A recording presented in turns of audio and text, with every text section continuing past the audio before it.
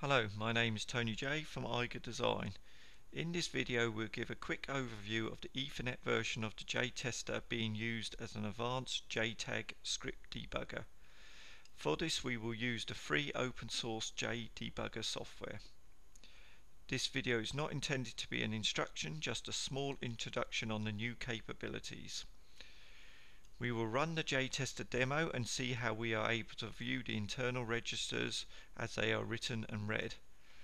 First we will go to the J-Debugger software and connect to the Ethernet via the correct socket and IP address, in this case 192.168.1.13 and the socket 10001. We will press connect. The J-Debugger software goes away and it finds all of the peripheral cards fitted in the slots. In this case we have a low voltage supply card in slot 0, a timer card in slot 3, an ADC card in slot 6 and a load card in slot 7, and of course the motherboard, which is always at slot 15. If we click on these tabs we can see all of the registers that are inside the peripheral. The orange color means that it has not been read or written at this current moment. So I think a good place to start will be the low voltage supply card, because at power up on the JTAG script this will be manipulated. So if we run the JTAG script here, we can see the blue registers are indicating that they have been written by JTAG. The green registers indicate they have been read by JTAG. The orange have neither been read or written. So as we can see, the test script is running quite fast down here. All of the power up has occurred. We'll let that now finish. What we will do, we will start the test again and we will pay a certain attention to the voltage request register, as the JTAG script does an undervolt lockout test at the start where it slowly ramps the voltage until the output is active. So we go to the J-Debugger, we will set all registered to default color, and if we run the test again and we have a look here, when it comes we will see, I will turn this to decimal, we can see the voltage ramping here, and setting volts, you can see here the voltage here has been requested to 12 volts. We can also come down here to this one, that's also, this is the supply B, has also been set to 12 volts. We can look at the overcurrent, turn that to decimal, this tick box changes it from hex to decimal. We can see that the overcurrent is set to 3 amps, the over voltage to 12.5 volts, these are all in millivolts, and the power good is at 10 volts. So as the test is very quick, we already ended, so we can go and have a look what registers got manipulated. Here you'll notice that when I click on this, we can write to the register, we can also do a read, so that is a live read of the register.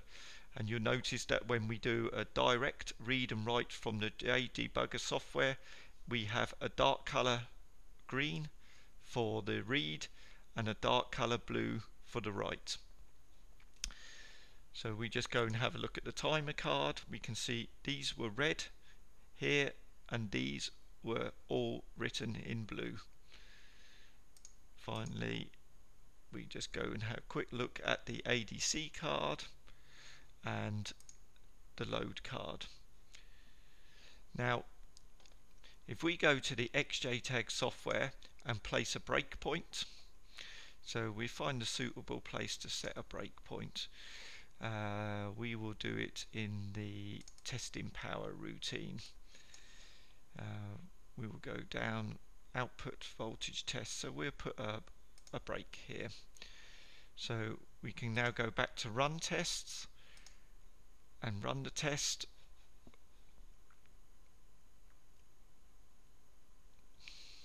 We can see all the registers being changed here, and we'll let it go to the breakpoints.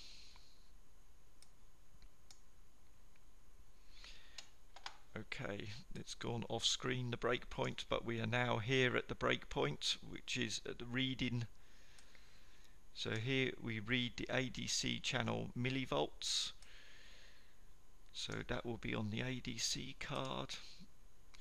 So we can come here, we can set all the registers to the default color, and we can do a single step and see what that piece of code does.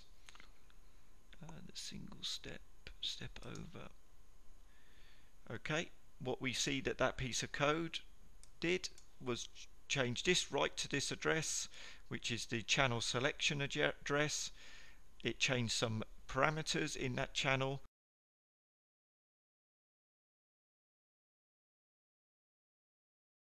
and then it read the ADC channel result here at address 82.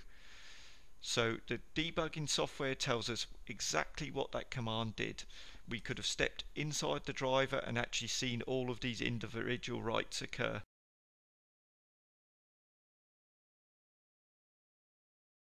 So if we remove the breakpoints from here and carry on running, run here, continue, just move that out of the screen.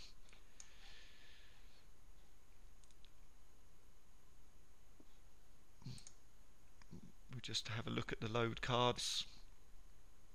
So here we can have a look. Here we had the overpower voltage set at 5 volts. Also we can have a look at what the last current set, load A current request, set at 6 amps. So what we'll just do a little trick here. We will run the software.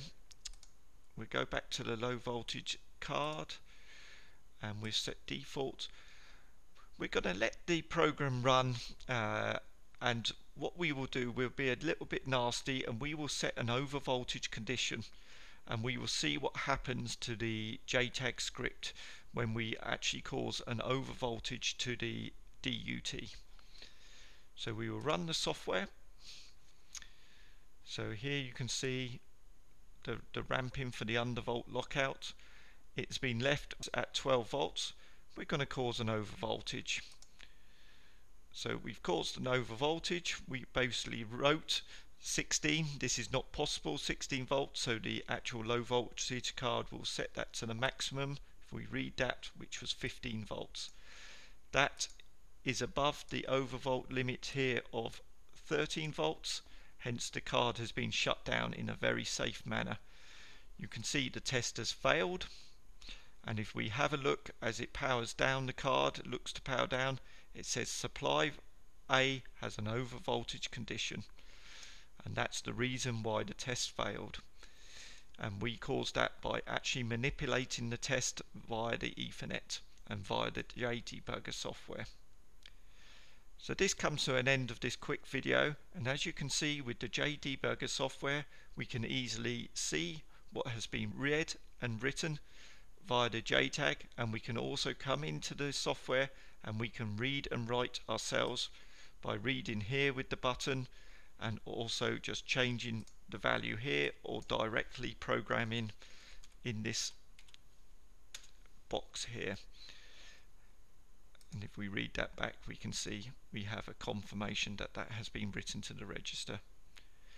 I hope this video has been useful. If you want more information on the Ethernet version of the J-Testr, please contact your distributor.